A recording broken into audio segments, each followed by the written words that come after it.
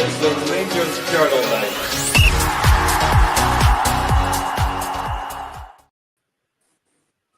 Good evening, ladies and gentlemen. Welcome to the Rangers Journal. My name is Doug, and as you can see, still feeling a little throaty, as I mentioned in the last video I was in earlier in the week. But that's not going to stop me coming on to talk about the Gers and Scottish football. We've got a great show for you this evening, a wee surprise extra show at the weekend. So before I get into exactly what we'll be talking about, I'm just going to introduce fellow panellist and handsome man of the show, Dino. Welcome, Dino. How are you getting on? I'm very well, thank you, my man. It's good to have you on. Good to be on. Looking forward to this. Indeed, very, very much am. And joining us this evening, I'm very happy to introduce Gavin. Gavin is from, you may know him better on Twitter or X as Scotland's Coefficient. He's a football writer providing detailed analysis of football finance, the UEFA Coefficient, sort of general information about Scottish teams in Europe, and much more. He's got a Substack website as well, which is full of really good content at scottishfootball.info. You can get that there. He provides premium content that you can subscribe to for as little as under £6 per day. He's got over 3,000 subscribers on that website. It's currently one of the top 100 best-selling sports offerings on Substack, and he's number 31 in Substack sports channels rising chart. So as you can see, loads of popular stuff going on there. And highly recommend you pop over on either of those two to check out what he's doing if you haven't just seen so already, although I'm sure many of you will have. Good evening, Gavin. Thank you very much for joining us tonight. Good evening, Doug. No, thank you very much. That is the best introduction, the most well-researched introduction I've ever seen. I wouldn't have been able to say that myself. So next time my fiance is saying, why are you sitting on the laptop wasting your time, I'm going to show her your 60-second introduction. So thanks very much for that. Although I note that you did miss out the handsome part, and I'm just the football writer guy, but we'll let that one slide tonight. I didn't want to push your ego too much. But yeah, we're very happy to have you this evening. Welcome everyone who's in the chat as well. Seen a lot of familiar names there: Paul, Dado, Curry, and my best pal. Welcome to all of you tonight. We do have an agenda that we're going to go through with Gavin. We've got a bunch of questions that we want to put to him about, obviously, Rangers and Scottish football in general. But if you've got your own questions you'd like to put to Gavin, then do put them in the chat, just like we did on our interview a couple of days ago. I'll be keeping an eye on the chat throughout and picking out any questions that you have, and we will get to those at the end of the sort of the general agenda that we have. So first thing, Gavin, obviously we want to open up with the draws that have just occurred in Europe. Obviously, first and foremost, with Rangers being drawn against Panathinaikos. I think the sort of the common point of view is we've kind of got the worst end of the stick with Panathinaikos, in addition to also having the home leg at home. I've got a very simplified version. I did take inspiration from yourself for this diagram. Yours was packed full of great information in terms of prize monies and various extra dates and things like that.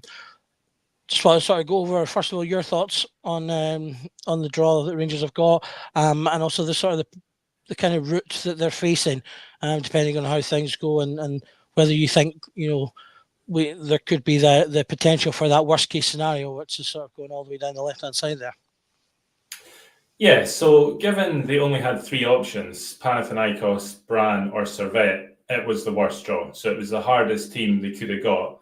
But if you took the Rangers team in the Europa League over the last 5 years and said at any round, at any stage, beat Panathinaikos home and away, they would have taken it. It's just unfortunate that it's quite early on in qualifiers to play the second best team in Greece, which is a league that's rising quite considerably. They're doing well in Europe. They obviously, one of them won the Conference League a couple of years ago. They scalped Scotland, the national team. So it's a rising nation. So you didn't want to play them at this stage. And so from that respect, it is a hard draw. But the Rangers team that plays in the Europa League should beat them. The problem is, who is that Rangers team? Because most of those players will have gone or aren't good enough to start anymore. So I think most Rangers fans wouldn't take offence to me saying you'll need 5, 6 or more starters to be competitive in Europe or the league this season. So to me, it's all going to be down to how quickly they can get new players in, and then how quickly those players can settle in time. And like you say, having the home leg first means they really need to start instantly that night and get a win at Ibrox in the first leg, because going to Greece in the end of July in Athens, really hostile stadium, really hot, really humid, is going to be a really tough tie if they've not won in the first leg. Absolutely. I think that's kind of where most Rangers fans are right now, wanting new players in and bodies in as early as possible to kind of get ready for that fixture. We kind of feel like, I think, that we didn't quite do that quick enough last season, and that led to, unfortunately, going out in the first hurdle. And that's really my big thing. If we can get this tie out of the way, that guarantees us league phase in one competition or another. So yeah, I really like us to manage to do that. In addition to the Rangers draw, there's obviously draws on for the other two second round qualifiers as well, featuring Hibernian and Dundee United. Hibs got drawn away initially to Midtjylland, who recently beat Celtic, I believe, in around 2021. And Dundee United, I think, the most favourable of the three draws, getting FC Una Strassen, who I must admit I've never heard of in my life. What's your thoughts on those two draws? And do you think, taking the more holistic view of Scottish football and qualification and coefficients, is that good? And do you think they can get past those hurdles? Well, starting with the Dundee United tie, as you said, most people won't have heard of opposition. I think they've only had one European tie before, and I don't think they scored a goal. So Dundee United should be winning that. They, like Rangers, have the second leg away, which is a slight disadvantage, but really they have to progress. St Mirren progressed from the same round last year when they got Valur from Iceland. So it would be a massive disappointment if Dundee United didn't get through this round. I don't expect Dundee United to reach the league phase. It would be phenomenal if they did. But at the very least, they need to get through this round and try and earn some points in the next round. For Hibs, they have the better pairing of the home and away legs, because they're at Easter Road for the second leg. So that could be a big advantage if they can go away and not get beaten in Denmark in the first leg. However, Midtjylland are like a really good team. They would finish above Hibs in the league. They would challenge Rangers and Celtic probably over the course of a season. So it will be hard. But Hibs don't need to beat them over the course of the season. They just need to do it in a two-legged tie. So I think they've got a chance. Again, Hibs, because they don't have the guaranteed league phase anymore after Aberdeen won the cup, their budget is going to be quite constrained before this league phase tie, this qualifying tie. So I'm not sure what their recruitment's going to look like, what sort of squad they're going to go with. They have loads of players out of contract. So the Hibs that ended last season in Scotland, beating Rangers and Celtic quite regularly, finishing third at a canter, they would give Midtjylland a really good game. But very similar to Rangers, what team is it that they're actually going to be playing that goes through there? So a tough tie, could have been easier, but again, could have been harder rather. And another good thing about the draws is there's country protection in qualifying, so you can't play anyone from your own country. And the draw for the next round happens before the previous round has been played. So before Rangers play Panathinaikos or before Hibs play Midtjylland, the next round draw will be done. So in the Europa League qualifying round 3, it's going to be the loser of Panathinaikos or Rangers versus the winner of any of those Europa League qualifying round 2 ties or any of the teams that enter there. But crucially for Hibs, it can't be versus the winner of Midtjylland or Hibs, because Hibs and Rangers can't face each other. If Panathinaikos drop down because Rangers beat them, they'll be the strongest team that Hibs could have got. So by Rangers drawing them, although we've opened the show saying it's a hard tie, we didn't want it, actually, if Rangers win, then it's going to do Hibs a massive favour, because it's blocked off Hibs' most difficult opponent in the next round if Hibs get past Midtjylland, which is obviously a massive task at this stage. But yeah, the round is absolutely huge, because like you say, Rangers can guarantee themselves some sort of league phase if they just win this tie. And if Hibs win, they only need to win one more tie, either in the Europa League or in the Conference League, and they'll end up in a league phase too. So I've billed it as the most important round of the summer, because it's so crucial. If Rangers lose or Hibs lose, it can start to unravel pretty quickly. Yeah, that's really interesting stuff, because I think most fans obviously will be guilty of just looking at their own paths, and obviously you've got that more holistic look at the whole tournament there, and that's not something I'd have thought of there about us playing Panathinaikos helping the other teams, which is a positive obviously overall. I did say we do questions at the end, but this one question just fits in perfectly with what we're discussing right now. Mark's asking, do all Scottish teams need to play qualifying rounds this season, or do any go right into the group? I think I'm right in saying everyone has qualifiers to do at least, but Celtic and Aberdeen are guaranteed league football of some description. It just depends on which one they go into, whereas the other three of us, we could all end up with nothing depending on how things go. That's exactly right. Yeah, everybody's in qualifiers and only 2 are guaranteed. The cup winner, Aberdeen, is guaranteed something, but second place Rangers are not unless they win one tie. Perfect. Okay, thanks for your question there, Mark. As I said, everyone, keep your questions coming in. We will put them to Gavin, if not during, then definitely at the end of the show. But I'll pass over to Dino now to carry on and do the real deep dive while I kind of put your questions up. So do keep them coming, guys. Dino, do you want to pick up? Thanks. Yeah, it's actually a follow-up question to us drawing Panathinaikos and playing the first leg at home, playing with a seeded team. It kind of speaks to me that it makes no difference if you're seeded or not. So why is there seeding?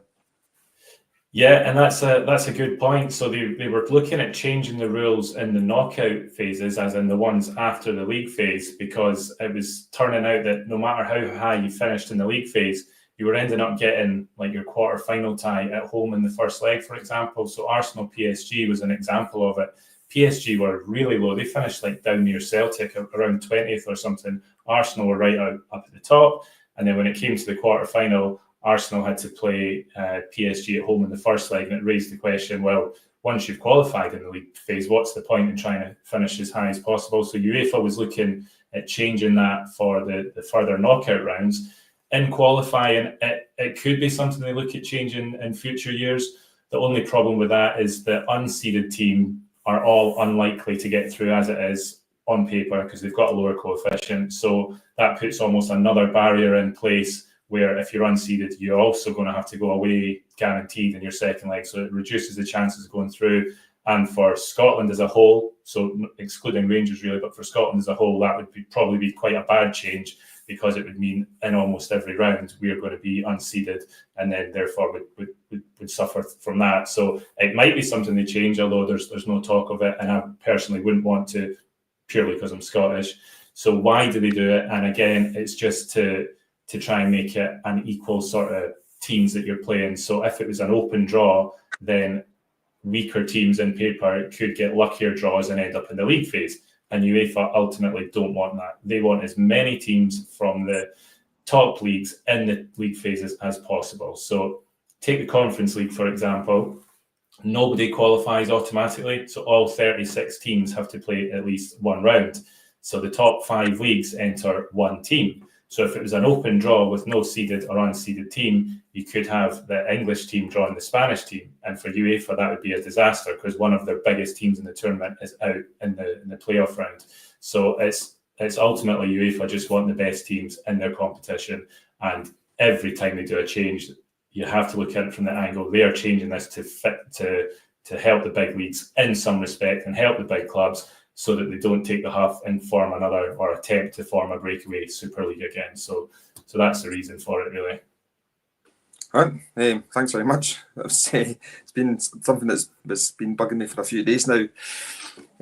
So first question for you is, how has Scotland's coefficient evolved over the past decade, and where is it heading? So over the past decade, obviously, when Rangers were out of European competition, we nosedived right down to sort of the mid-20s. And then when Rangers came back up, we climbed the rankings again when Stephen Gerrard was in charge, winning all those qualifiers. Celtic or Rangers on their own cannot carry the coefficient. So just one team winning a few qualifiers and getting to the league phase wasn't enough when there was only 2 tournaments. So when it was the Champions League and the Europa League, all through the 2010s, Celtic couldn't do it on their own. They couldn't keep the coefficient up. So now that we've got 3 tournaments, it's actually even harder for Rangers and Celtic, even 2 of them in the league phases, to keep the coefficient up. And that's because every other league that we're competing with, so Switzerland, Denmark, Norway, Austria, Czech Republic, Turkey, whoever it may be, they don't have the same 2 teams every single year that are getting far. They'll have a little bit of variation.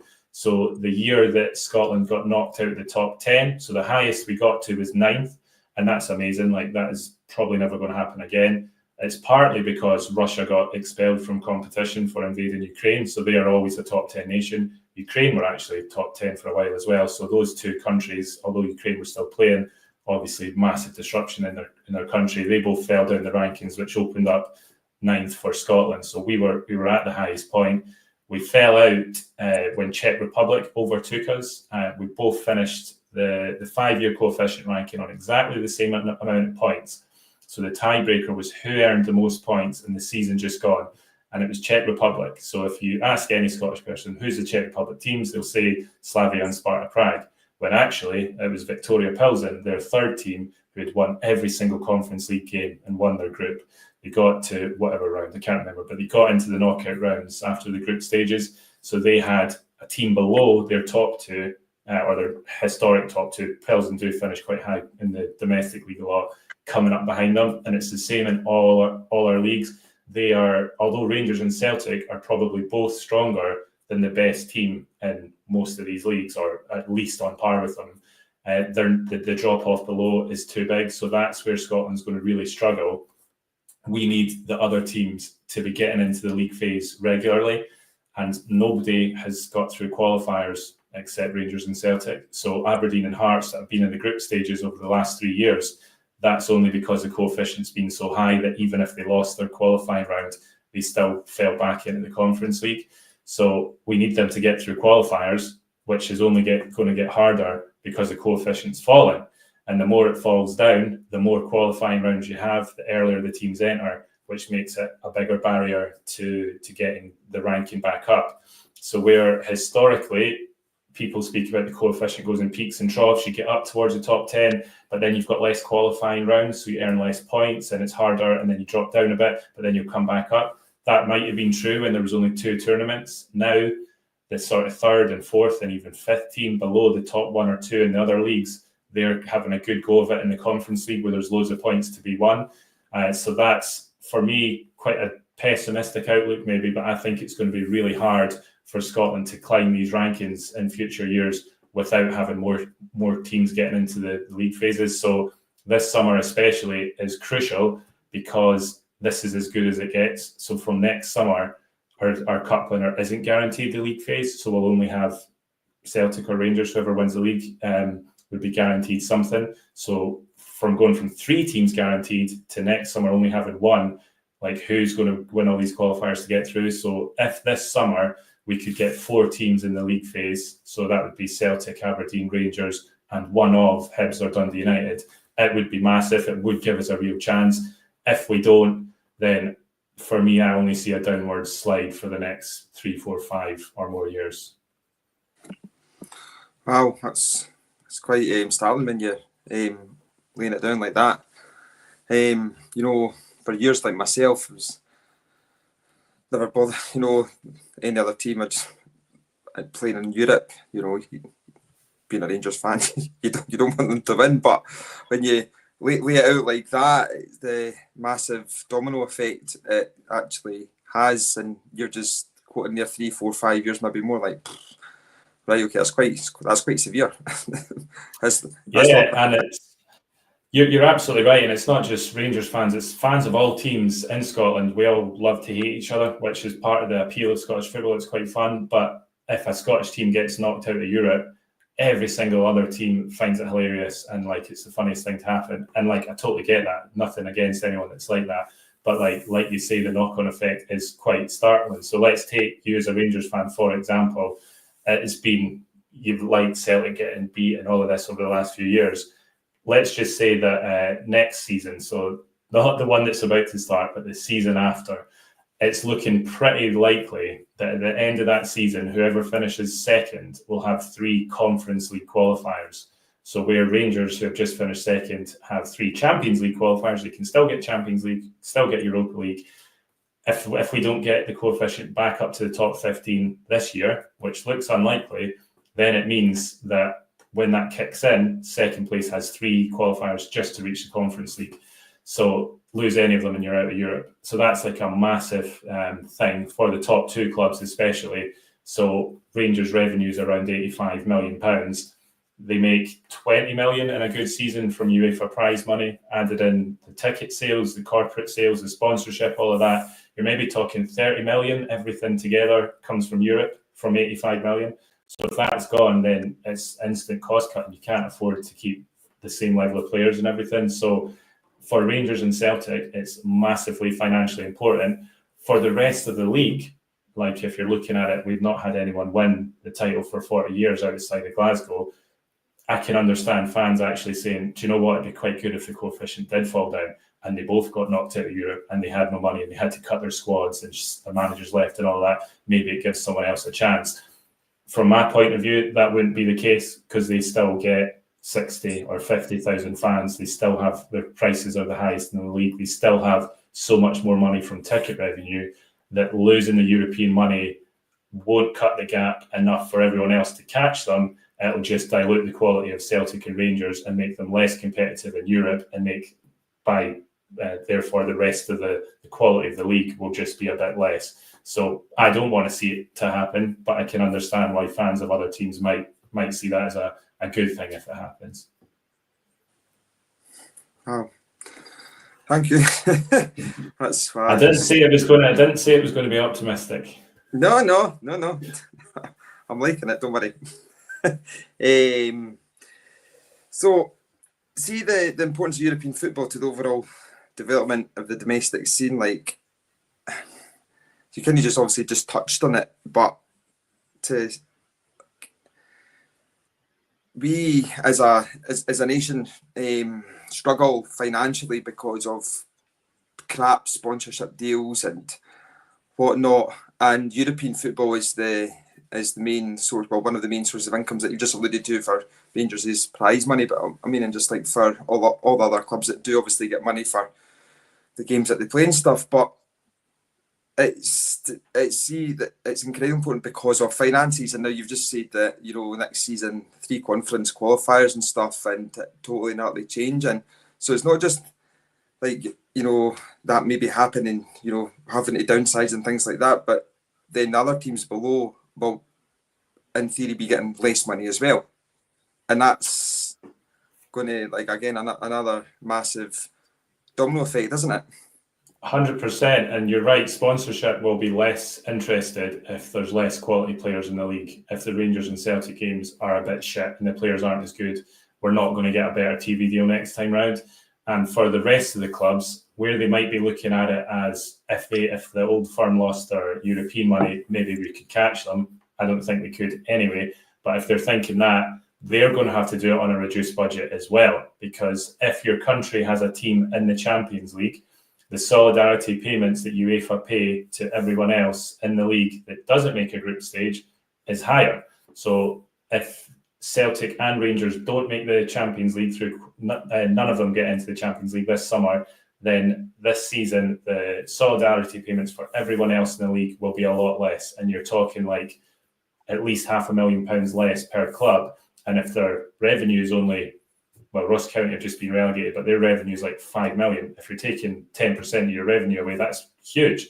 So there would be a massive knock-on effect if we didn't have teams getting into the Champions League regularly. Everyone else gets less money. So that's the way I look at it, that we want everyone to get as far in Europe as we can and get to the best competition, because the theory is if there's more money coming into the league, they can buy a better level of player. Everybody can. The solidarity payments are higher. And then Rangers and Celtic, if they do start buying players off the other teams, they can then afford to pay the asking price again. So Celtic buying David Turnbull for 3 million or 3.5 million was one that I can think of off the top of my head. There hasn't been many like that where the money's then flowed through transfers down. But if the two of them reduce their budget massively, then it's definitely not going to happen. They wouldn't be paying 3 million for Turnbull if their revenue's 30, 40 million less than it was the year before. So I'm always of the opinion that we want is the teams to be as good as possible, as high as possible, and then you never know. Hearts have just had an investment from Tony Bloom, so his analytics company are meant to be really shit hot at finding players for low fees. So they might spend, I think they've spent a couple $100,000 on a player. The theory will be that they will sell him for 4 million in a couple of years' time, and then the next summer window in 2 years' time, they'll be buying players at 1 and 2 million. And that's exactly what his team Union Saint-Gilloise did in Belgium. They started on free transfers, a couple $100,000 players, and then 2 years' time, they all got flipped for profit. Then they're buying more expensive players. And now, instead of the profit being 3 or 4 million, they were selling strikers for like 20 million euros. So where I'm saying nobody could catch Rangers and Celtic, there is a chance, a genuine chance with Hearts, if they get the recruitment right, that they could cut the gap down. So they'll be wanting as much money as possible to buy these players. And that needs Celtic or Rangers in the Champions League to get them more solidarity payments. And then hopefully, when we're renegotiating TV deals in a few years' time, the whole standard of the league's up. And then Sky and Premier Sports and whoever else are paying more money. So the teams get a bigger slice of a bigger pie. Aye. That's very, very, very good points. Just a wee follow-up question to sort of we've been talking about. What's the difference between Rangers and Celtic's prize money getting into the Champions League, and obviously the 3 different pots? Yeah, so I'm not going to go into the detail of how it's worked out because it is quite complicated. But basically, before a ball's kicked, so before anyone even knows their fixtures or whatever, the UEFA divvy up the money and they take into account the TV deal. Now, this is the rights for the UEFA games, not the Sky Sports for the Premiership. So the TV rights that TNT Sports pay to show the games, that Amazon pay to show some Champions League games, that BBC pay to have Champions League match of the day. However much that is worth against all the other countries is ranked. So that's part of it. And then the other part is the club coefficient over the last 5 years and 10 years as well, but it's less important than it used to be. So Rangers, because of their Europa League campaigns, pretty much every year are getting out of the group stage and earning coefficient points and doing really good. So their club coefficient is huge. They finished the season just gone 25th in Europe, which is their highest ranking since they reached the UEFA Cup final in 2008 when they were 24th. They've not been in the top 20 since like the mid-90s, and the last time they were in the top 10, Yanis Hadji's dad, Georgia Hadji, played against Rangers and knocked them out of the Champions League quarter-final. So we're talking decades since Rangers have really been better than they are now in Europe. So their club coefficient's great. So what that means is when UEFA's ranking all these clubs, all 36 clubs in each tournament, their split of all the prize money before they even kick a ball will be higher than a lot of other teams, and that includes Celtic. So Celtic's club coefficient is less than Rangers. So although they'll have the same media ranking because they come from the same country, so their media rights are worth the same, Rangers' club coefficient will be considerably higher. And what that means is that before a ball is kicked, if Celtic get in, 30 million euros. If Rangers get in, 40 million euros. Like, it's quite a serious jump. So if Rangers were to do it, and let's say Celtic don't, so from your guys' point of view, Rangers fans, I totally understand you won't want Celtic to get in. That would financially like flip how Glasgow is at the moment, because Celtic are so far ahead financially. They're making 125 million or taking in 125 million every year, and Rangers are getting like 85. That's a huge gap. But if all of a sudden you take 20, 25 off of Celtic and give it to Rangers, they're both on 100 million, and there's no longer as big a financial gap. So it would be huge for you guys if you can get in. If you both get in, it doesn't have an adverse effect on one another. So previously, in the old format, if two of you got in, you had to share like the media ranking part of it. That's no longer the case. You're just in a ranking. So if Celtic and Rangers are both there, then you're not taking money away from each other. It's from whichever clubs you have knocked out. So let's just put it at 40 million. I've not calculated it like to the penny this year, but last season it was around 40 million. And this is all in euros because UEFA pay it in euros. So it was about 40 million euros last year, and Rangers made it. They had to get to the quarterfinals and finish in the top 8 to earn 20 million euros. So they had to have an above average season that they've only done 3 times in 20 years. No one else in Scotland has done it in that 20-year period. So that's how rare it is for a Scottish team to get to the quarterfinals. So they did phenomenally, and they only made 20 million euros. Celtic did well in the Champions League, above expectations before the draw was made, got through to the knockout round and just got knocked out by Bayern Munich with a last-minute goal. They earned 46 million euros. So 2 rounds earlier than Rangers, but a competition above is massive. So for Rangers this summer, we're probably talking around 40 million euros if they get in the Champions League. And if they don't, it's 10 million in the Europa, depending on where they get knocked out. So if you reach the playoff round of the Champions League, you're guaranteed an extra 4.3 million, because there's a losers pot of 30 million that gets split between the 7 losers in that tie. So Celtic are already guaranteed that because they're in that round. If Rangers get to that round then and drop to the Europa League, then instead of it being like 10 or 12 million, it goes up to about 16 million. But still, if they're in the Europa League, 16 million, even if they get as far as the Champions League playoff round, versus Celtic, if they get in the Champions League, they're talking 30 million before ball's kicked. So the gulf would still be there massively. And this is like best case scenario, because as we discussed at the start of the show, Rangers could have no European football if they lose 3 consecutive rounds, and they could have conference, and the money in the conference is even less than the Europa League. So you'd be talking under 10 million euros, even if they won every game in the league phase. They'd only just break the 10 million mark. So massive disparity between the competitions. And again, everyone else in Scottish football hearing those numbers will probably say, well, I hope they lose. I don't want them getting that money. But I'll still stick by my principle, is that whatever the saying is, a rising tide lifts all ships. If there's more money coming into the game, if there's better standard of player, the leagues are better standards, Hearts and Aberdeen and all that get the recruitment together, and we've got a really competitive league, that money should be helpful. Aye. That's pretty like Celtic getting 40 million, and aye. But I guess that's the Champions League, and them wanting to have the Champions League be even further away from Europa League and stuff, I guess, isn't it? Yeah. That's aye. So next point I want to raise is something that's bothered me personally for years and years and years.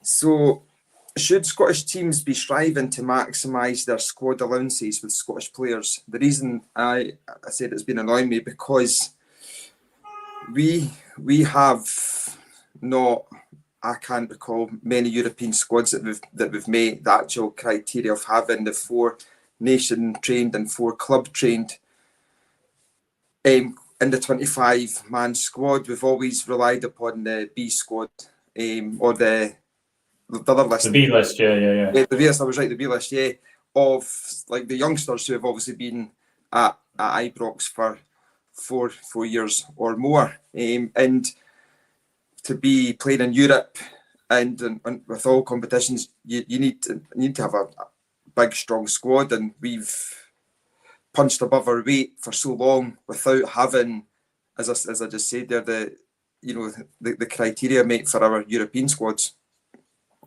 Yeah, absolutely. And if you followed my Twitter, you'll know before the European games, I was always writing a preview of what I think would happen and all that. And every time I was doing the Rangers squad, and I'm trying to look at their last game in the Premiership, and then who are they going to play? Like he's injured, he's suspended.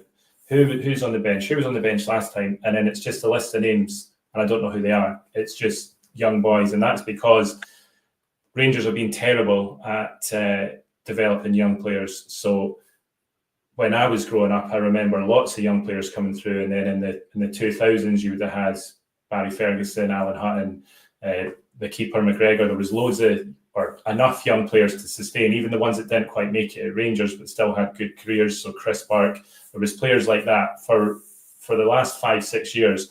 It feels like looking in, have to catch Celtic no matter what, and that just means we can't do anything wrong or the manager gets sacked. And that pressure then goes on the manager that, well, he can't risk an 18-year-old giving him a first start when he's got however old Lundstrom was, a 31-year-old midfielder that used to be all right. He might do a better job, when probably Bailey Rice at 16 could probably have done the job that Lundstrom, or whoever it is. I'm just using those players as examples, but there's a real reluctance, I feel, to give the youth a chance. And it's not just Rangers, it's the whole league. So we see all the time, every time there's a study done.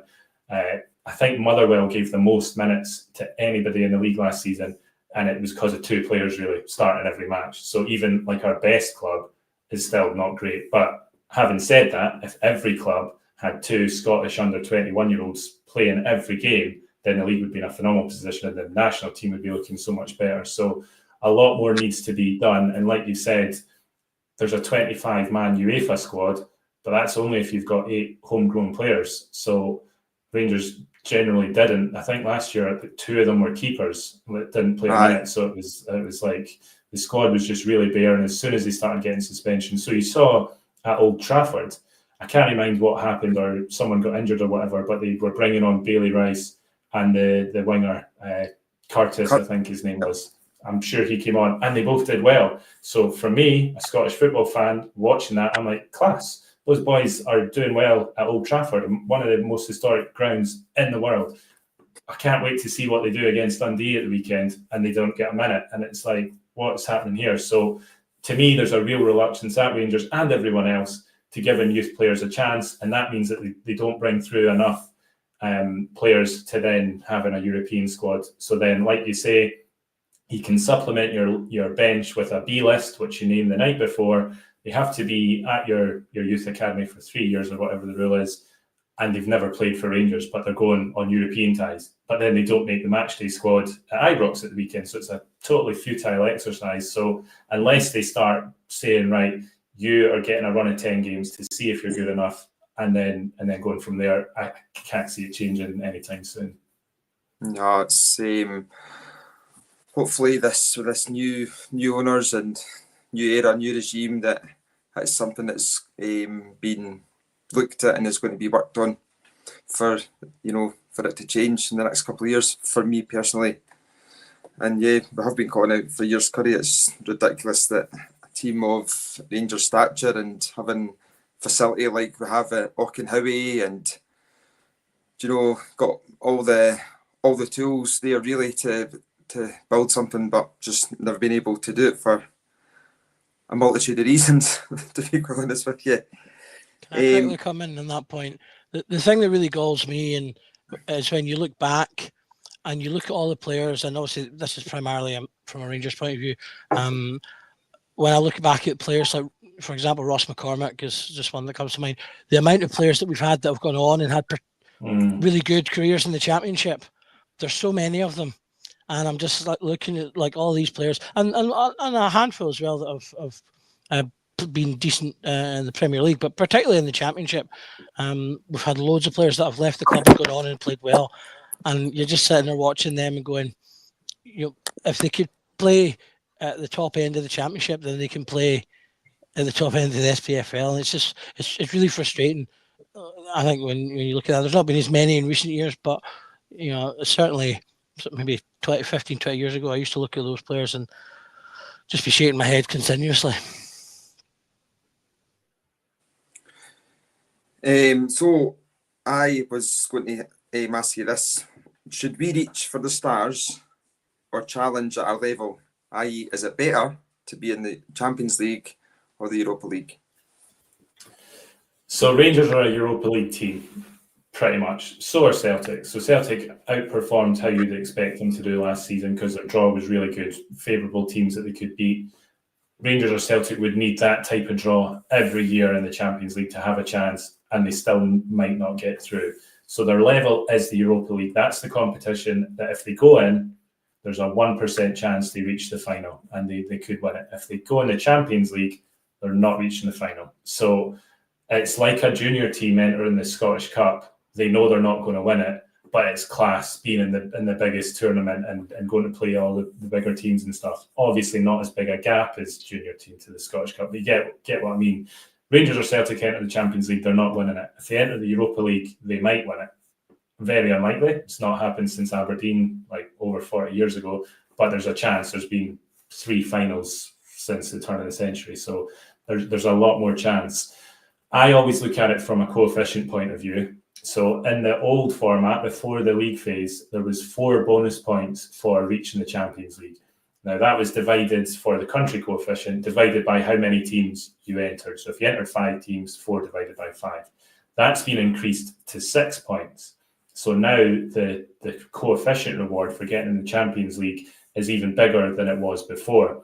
So where you get 2 points for a win, you have to win 3 matches in the Europa League just to get the bonus points in the Champions League. Even if they lost all 8 games, they've still got 6 bonus points. So in the Europa League, they're needing to win at least 3 games. And although Rangers did that last season, that's not a given every year anyway. And some of the teams that sort of float between these competitions at the top end, so like, I can't think of them off the top of my head, but like your Romas or whoever, that they could be in the Europa League, but also they probably do all right in the Champions League. There's some teams that you could draw in the Europa League that would be a decent enough Champions League team. So for me, I always say aim for the highest one, especially as there's more coefficient points now for the Champions League, and just hope for a good draw.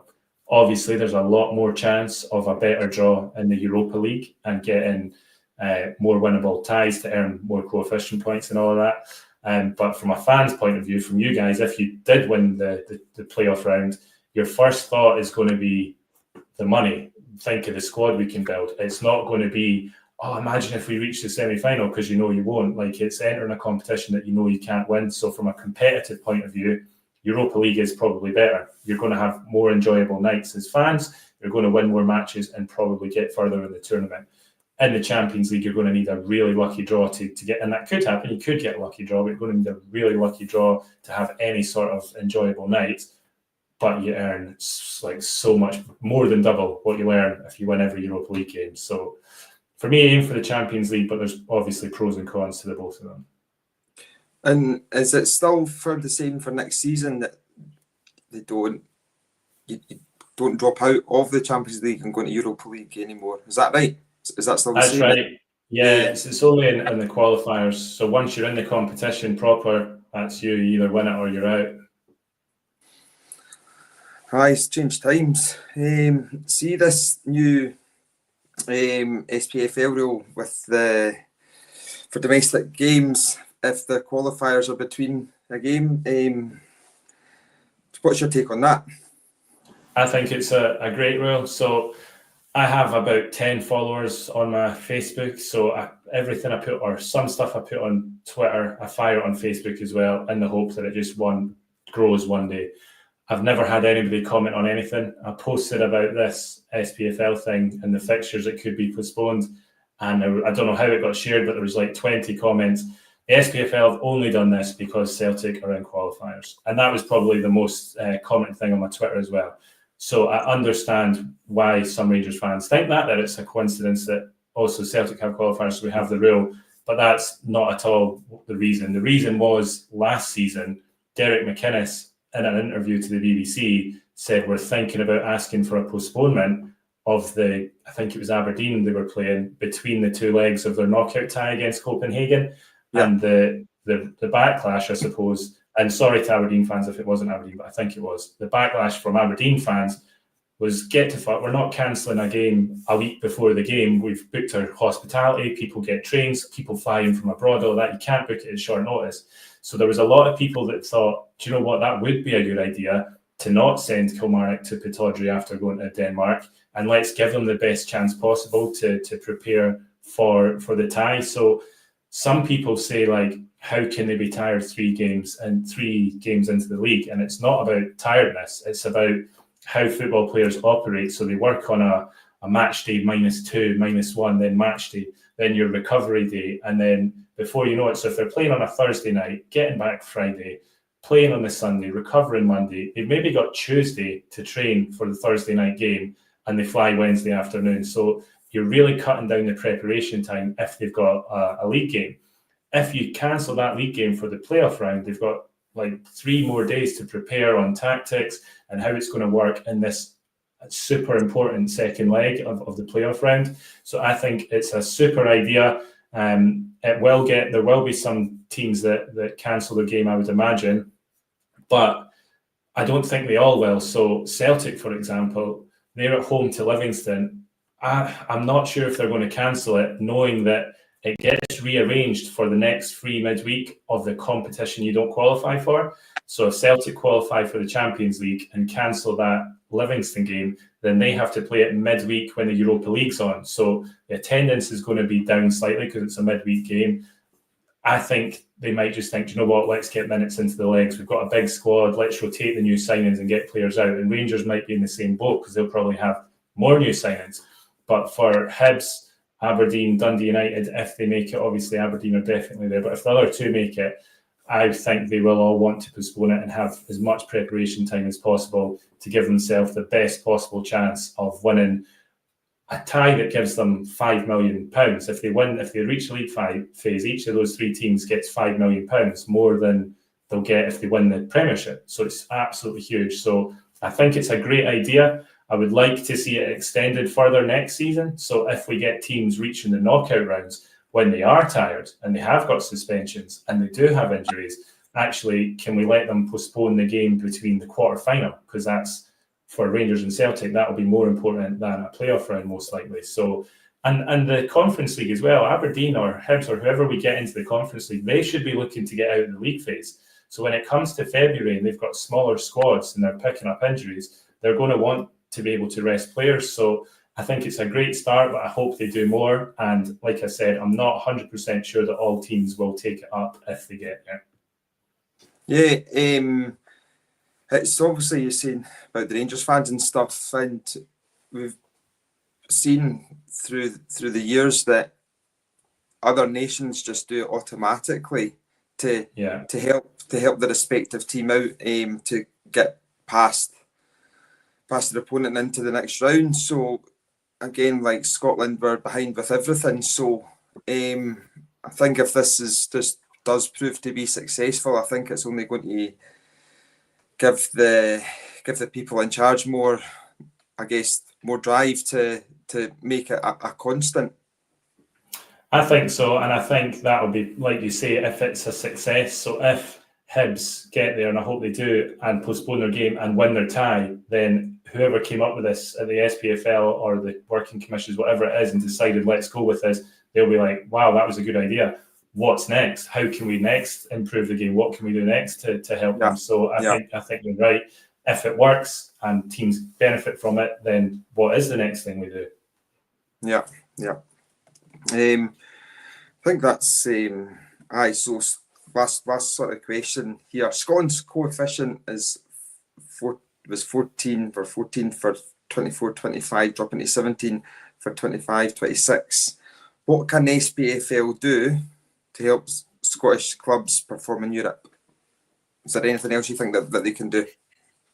It's really hard for the SPFL to do anything to help the clubs apart from the fixture scheduling. So I've not looked in detail yet, but we already know in advance like when the European weeks are. So if after a Thursday they're sending Celtic and Rangers, I know they're not in the league, but like up to Dingwall or up to Aberdeen, and it's games like that every Sunday after the match, I would be thinking, like, you have to be fair to the rest of the league, but at the same time, if we're sending the teams after big European ties on their most arduous away days, then is that right? Could we do more to help? And I don't know where I stand on that. I don't know if it should have nothing to do with the fixture list, and whatever you get is whatever you get. So I'm not sure what else they can do to help. I think this is a good step. I would like to see one further, that you can postpone another game. So let's say Celtic and Rangers reach the playoff round here and don't choose to postpone. Well, they then bank that postponement, and then if they get out of the league phase, they've still got that postponement in the bag, and they can use it later in the season if necessary. Something like that might be helpful. But apart from that, I've not got much that I think we could do instantly to help the teams. Cool, thanks for that. So, Doug, I'll hand it back over to you. So a lot of great stuff there. Oh, we've lost Gavin. Well, we'll see if he pops back on. A lot of really good stuff there from him, though. A lot of really good insight into the ins and outs of the coefficients and how that can affect us. If that's him just coming back there. Sorry, I may have just there he is. Closed on your face there, mate. So he was just like, questions, I'm out straight away. Yeah, so we're just saying loads of really good insight there, particularly on the coefficient things. I think a lot of really sobering information as well, particularly considering the coefficient drop leading to Conference League football for whoever second, which obviously is a massive impact for us if things were to stay as they were. As I said, we have been collecting questions as we've been going through there. So we're going to go through a couple of user questions. And just to start us off with, though, I just thought I'd ask, a lot of them are obviously based on European football. Last year, was obviously the first year of the new format of European football. I just thought I'd ask, what were your thoughts on the new format? How did it go? Do you like it in comparison to the old one? And I think it was great for a league like ours. Our teams are more likely to do well in a tournament like that because you don't play just the top two teams twice. You're playing 8 different teams. You can play teams from your own pot. So traditionally, Scottish teams are in the bottom pot, and that meant every team you played was better than you. So for our leagues, it's better. So you've seen with Celtic, Rangers, even Hearts, they should have got through, but they had a decent draw. From a football fan as a whole, there was a lot of interest early on. It was good. But PSG, for example, have won the tournament. And I don't know off the top of my head, but they finished 20th or something like that. They were half an hour from going out. They had lost their first 3 games or something. Had they lost to Man City that night in Paris, they were out of the Champions League. The big teams have really hard task to get eliminated in the league phase. So even Real Madrid as well, they were terrible to start with. In the old Champions League, if these big teams lost 2 or 3 games, whatever happened at the start, they were out. There was no coming back. But now they've got 8 matches that run into January.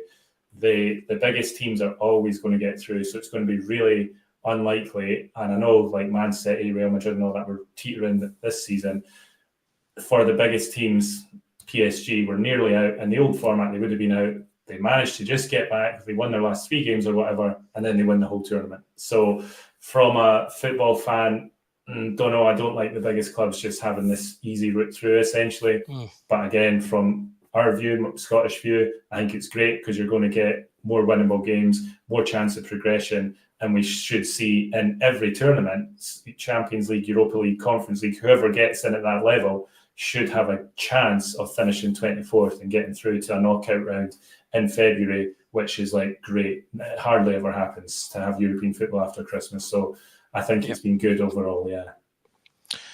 And obviously touching on that idea of teams getting into knockout rounds, and you mentioned a little bit earlier the chances of winning. Paul's asked here, can you see a Scottish team winning a European trophy again? And if so, what kind of timescale do you think it could potentially happen in? Next summer in America, Scotland will obviously win the World Cup. But apart from that, talk about the Homeless World Cup. I'm assuming that's still a thing that's going because I'm sure we used to be good at that. But no, Scotland won't even qualify for the World Cup, unfortunately. And I say that as a season ticket holder. I'm going to Copenhagen in a couple of months. I can't see us getting anything there. But back to club teams. Yeah, I think it will happen again. I don't know when, but we've seen from Rangers being the absolute nothing, like completely a shell of a club and of a squad to build up to a European final. And Gerrard got you back in 2018 or whatever, 4 years later in a Europa League final. So it can change really quickly. We've mentioned at the start, if you reach the Champions League, anybody isn't going to win it. So it will be the Europa League or the Conference League. If Hearts turn out, as I think they might, and I hope they do, and Tony Bloom does what he's done at other clubs and really transformative in the recruitment and the money they make, and they make them into a real force, then there's no reason why they couldn't go far in the Conference League. I mean, winning it is obviously a big stretch, but you probably don't want to hear it. The best chance is the coefficient falling, Rangers finishing second and winning 3 Conference League qualifiers and getting into that tournament with a really good squad, because there's obviously good teams in it. Fiorentina keep reaching the final. Roma have won at West Ham, but it's teams that Rangers would pit themselves against on a one-off tie. So it's most likely to be the Conference League, and it's most likely to be Rangers or Celtic. But for that to happen, the coefficient needs to keep falling, and you need to get into that bottom tournament, which I obviously don't want to see. So don't know. Bit of a catch-22, really. Yeah. Okay, doc. So I've got it's actually a comment more than a question, but I'll turn it into a question from Aldo. He said the rest of the Scottish teams struggle in Europe. Obviously, Dino asked about what the SFA can do. Do you think there's anything more that the clubs themselves can do to help their European aspirations? I wonder if, at Rangers, we often talk about the sort of the juxtaposition between the type of football we need to play domestically and the type of football we're playing in European structures. And often, particularly with the type of managers and the levels that obviously we want to aim for, it tends to suit European football better. And I think that maybe speaks to why we've done so well there. Is there a similar thing, do you think, with the slightly smaller teams in terms of the way that are they changing how they play, do you think, in European football too much? Should they try and be more adventurous? A lot of teams last season did really well against us because I think they were more adventurous. They saw that we were not playing well and they went for it. And teams like St Mirren were very successful against us last season because of it. And sometimes when I'm watching teams in Europe, I feel like they just, if they took that attitude in the European games, I think they might do slightly better. What's your kind of thoughts on that? Yeah, it's a good point, and the guy Aldo that sent it in, he's right. Scottish teams do struggle in Europe, and like I mentioned it at the start, nobody else can get through qualifiers, so it's really hard to see an improvement. What needs to happen is the same team needs to be getting in year after year. So I'm the third best team, and I'm going to get into the group stage every year, get that 5 million every year, and improve the squad. So Hearts are probably the best bet because they've had European football a couple of times now. I've mentioned it already, but the Tony Bloom investment could be huge. If they get their act together and keep a squad of players that's playing in Europe regularly, then they build up that experience. So you need Scottish players probably go on a European match and it's like rabbit in the headlights. It's like, this is such a different experience. Even flying abroad to your match with your teammates, everything about it is new. You don't have the experience to fall back on. Whereas Rangers, who have done really well, they can all talk about, remember that qualifying tie in Russia, or remember all this. There's a core of players that have been there and have done it every season. So it's probably going to take a team just consistently getting in, either Aberdeen or Hearts or whoever it's going to be. But also, I think the managerial appointments and the whole way Scottish football is run, so we've seen it time after time, the managerial merry-go-round, that the same managers that have failed at clubs, but like they're touted in the media of getting a new job. Well, why is it they didn't do anything with the last club? Who can we get in? That's why I really want Aberdeen to do well, because they've looked outside the box, seen somebody nearly win the Swedish league and thought, well, can we get him? And then they got him. So when he started and he won 10 out of 11 games, I was like, this is the best thing that could happen at Scottish football, because every club now, when there's an appointment, they're not going to look at, and I'm not going to name names, but you all know that the Scottish managers that get sacked and then come back, they're going to go to look to Scandinavia and see who's like a manager here that improves teams on limited budgets, and they're going to bring them in and bring a new philosophy. So football's moved on so much from 10, 20, 30 years ago. It's so much more tactical.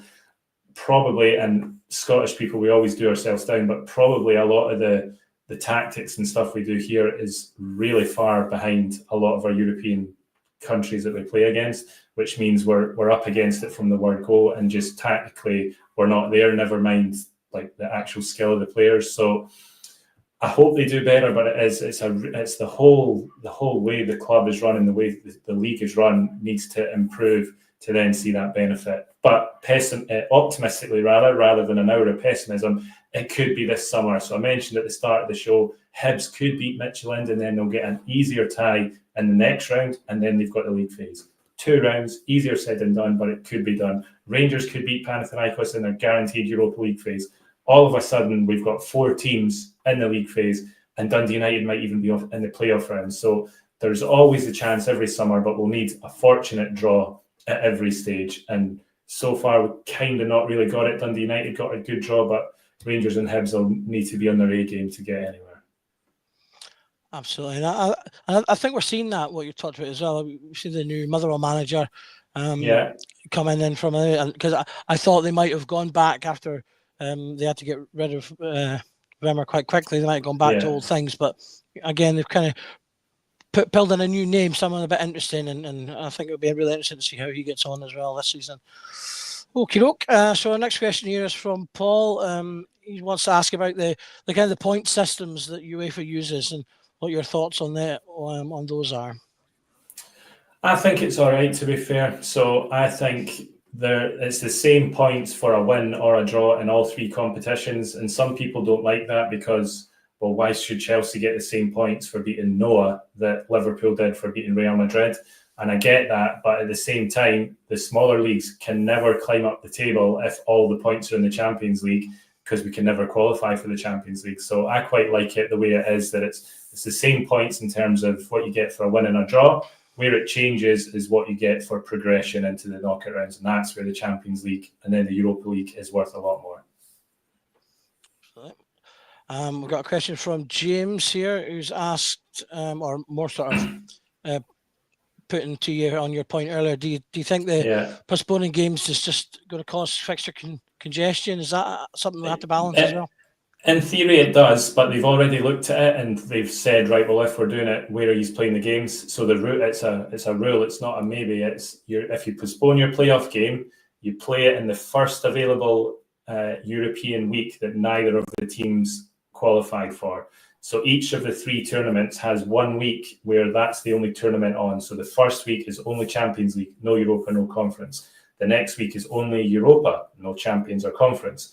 And then I think it's the week before Christmas is only Conference. So what that means is if Celtic postpone the Livy game and they reach the Champions League, then they are playing that the week of the Europa League games. If they lose their playoff and they're in the Europa League, they are playing it the week of the Champions League opener. So they know in advance when the game is. So it's not going to pile up unless it then gets rained off or whatever. And then but that's another thing.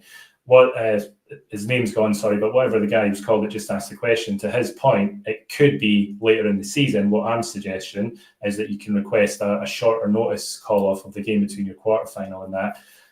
Yes, it could lead to build up, but these things happen. We no longer have a winter break because of all the European games, so the season's brought in a little bit anyway, and things can be done to help teams if they get that far. So I don't think they should be able to postpone anything in the league phase. It's just tough. You're just playing all your games. And I think one qualifier is enough. So some fans of like Dundee United and that have said, well, why is it just a playoff round? Can we not do the earlier rounds? I think that's where the guy's point would be spot on. No, because you can't just postpone round 2, because then what if you reach round 3 and you want to postpone that as well? And all of a sudden you've got 4 games piled up before Christmas. So for this new rule, it won't cause a build up because they're set in stone when it's playing it. But for what I want to see, that teams can then postpone something later on in the tournament, it could potentially. But for an odd game, I think it would be worth helping the teams to do it. Absolutely. Okay, we've got a couple of quick fire ones here, I think. So Aldo's asking how much to get for winning the league. Is it 4 million? I believe it was about 4.8 million last season. Is that similar? Yes, something like that. I have posted about it on my website, but I don't know off the top of my head. It is somewhere between 4 and 5 million less than you get for making the Conference League phase. So for Aberdeen, they will earn more from the Conference League than they will if they win the league title. Okay. I've got Rabbi is asking the deadline for signings, which I believe is for the second round qualifiers, is the 17th of July. Yeah, so again, the date's on my website. I don't have it off the top of my head. It's like a couple of weeks before the tie, but because the transfer window is still open, you can register 2 players 24 hours before the game. So if your match is on the Wednesday night and you sign somebody on Tuesday morning, you can get him in the squad, unless he needs to go to IKEA and build his bathroom, because I'm sure the Rangers defender last summer, somebody asked me on Twitter, can he get him in the squad? I was like, yeah, he'll be in the squad. And then it came out, he needs to go and buy furniture. And I was like, well, this guy's going to be a dud, because what the fuck? Any excuse to throw a spanner in the works. The next one here is from Craig. I'm not sure how much we'll have on this with the next round draw still happening, but do we have any idea at all of what the Rangers could face after Panathinaikos if we get that far? Yeah, after Panathinaikos, it's the 2 teams that enter in that round. So if you give me 2 seconds, maybe we'll load up the next question, and then it's the winners, the other winners of the round that Rangers are in. So obviously I've been up since 5 a.m, so I can't remember any of this off the top of my head. So I need to go into one of my spreadsheets. So it would be Nice from France, who Rangers beat in the Europa League. They enter in round 3, so they're an option. Fenerbahce, who Rangers did beat, but also they got humped at Ibrox, so that would be a hard one. And then the 2 winners from the round Rangers are in. So the other 2 ties are Servette and Brann. The other unseeded teams are playing Salzburg and Pilsen from the Czech Republic. So you're either going to definitely get Fenerbahce and Nice and know it's one of them, or it's going to be the winner of Salzburg versus whoever and Pilsen versus whoever. So you could get really fortunate and draw the winner of Victoria Pilsen v Servette, and then Servette win, and then you've actually got the weakest team in the tournament. So again, like I said earlier, it depends on the draw in each round. I would absolutely be delighted for that to happen. Okay, so we'll finish off bringing us all the way back to the very start of the podcast, and talking about how handsome you are, Gavin. Curry would like you to recommend your barber to Russell Martin, please. So we'll. It's the Turkish boy in the town, so I'll give him a text and tell him Russell Martin's after him. So we'll end that on a compliment. So obviously, just overshot for a little bit of time there, but it was absolutely worth it to get all that great information from you there, Gavin. Thank you, as I say, for joining us. Just bring up Gavin's details again for you. As I say, you can subscribe to him on Twitter, or you can visit him on his website and get loads of information about Scotland, Scottish, and everything else. Yeah, it was a great introduction you gave me. My website's scottishfootball.info. I'm doing free trials to the end of June. So if you go on and subscribe, just hit the free button and take out a trial. If you're doing that, though, I would suggest taking the annual trial, because it's 20 quid for the year. So if you do like my stuff, and there's loads of stuff on Rangers on there, and you actually want to stay, then it's better to be on an annual subscription, a one-off payment of £20 rather than monthly, because that's $3.50 a month. So over the course of a year, it would be more. But of course, if you don't like it, or you don't think or you can't afford it at the moment, no worries at all. Just cancel before your trial expires. So absolutely great advice there. Thank you once again, as I say, for coming on. Thank you as well, Dino, for asking the questions throughout. Right, thanks for coming on, Gavin. I've been an admirer of your work for a long time, and it's been really, really good to meet you and spend the last hour talking about stuff that really appeals to me, and obviously a lot of Rangers fans. So yeah, thanks very much for taking time to do a podcast with us. No problem at all. Thanks for coming on. I'll be honest, it's the first time I've watched one, and really impressed with the whole setup and the intro and the graphics. You've got a really good thing going on. So keep going and get in touch if we can be of help to each other in future. Definitely. Yeah, we'd absolutely love to have you back at some point. So it just leaves me to say then, if you have enjoyed the podcast tonight, do like and subscribe to the channel. We've got plenty of content coming for you in the weeks of all things Rangers. Hopefully we'll be announcing some players in the coming week to go into our European squad and improve our chances of being Panathinaikos. And if we do, we will be right there with that breaking news for you. Also want to thank our sponsor, Off to the Match I Go. We've got a great website of bespoke goods that you can buy with 10% off with the code Journal10. That's capital JOURNAL10. Pop that in at the checkout and you can get 10% off. You go to their website, offtothematchigo.co.uk, or if you scan the wee QR code in the corner, it will take you straight there. Thanks for all the comments. Tonight was a really busy comments section, so thank you for that, and thank you for all your questions for Gavin. Just leaves me to say it's every night is Rangers Journal night. Good night. Thank you.